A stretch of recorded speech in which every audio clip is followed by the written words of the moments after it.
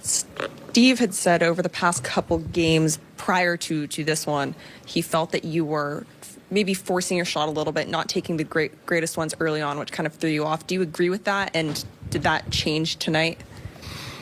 I agree, and I think it changed tonight because my shots were in rhythm, mostly off the catch, and doing what I do best, moving off the ball, and just staying patient to let the ball come to me within the offense.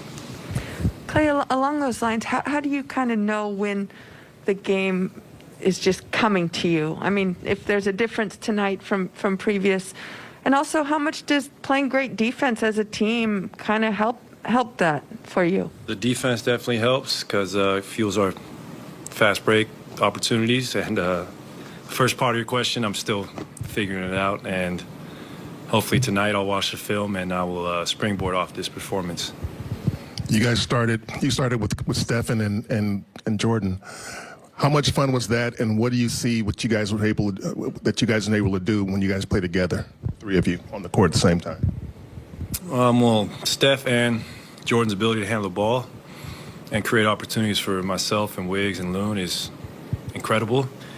So the spacing is great when us four are out there and Loon's setting hard picks and we're just moving the ball. And Jordan, I mean, I'm so proud of he's come so far from his rookie year. He is a really good NBA player with still room to grow, which is scary because he's only, 22, 23 maybe. So I'm just really proud of the way he's been playing this season. Talking about Paul Kerr just said that he admitted he's been really tough on him. He's coached him tough and asked a lot of him, and he said Kuminga too. Yeah. Those two guys, have you noticed? I mean, obviously you're dealing with your own things, but have you noticed them being coached really tough by Kerr, and what's it produced? Oh yeah, especially Jordan's first couple years. Steve was hard on him, but I mean that comes from a great place. Steve, he's pretty easy to play for, but he can be demanding. I mean, played for some of the most demanding coaches in the history of the game, whether it was Pop or Phil or Lute Olson. He's learned from the greats, and J.K. He's so talented, and he's very coachable. And when you got a guy that talented who's also coachable, the sky's the limit. How does Draymond make shooters like you, Steph, and Jordan better? Well, Draymond is like I can't wait for him to get back because essentially he can run the point guard on our offense, sets great screens, and he just makes the right read 90% of the time. And then you combine all that with his fire to compete, he's one of one. You touched on it a little bit, but what is the fact that, Steph had 8 points, only attempted 7 field goals, and you guys were able to win by as much as you did?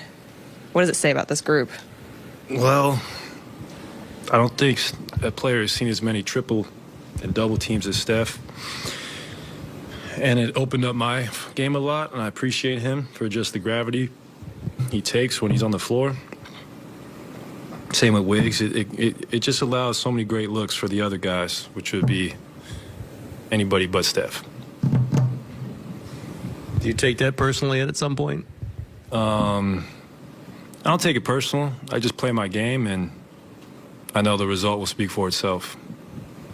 This was your 21st different starting lineup this season. Steve was in here pregame actually saying he could see it in the playoffs, like shifting starting lineups and combinations game to game.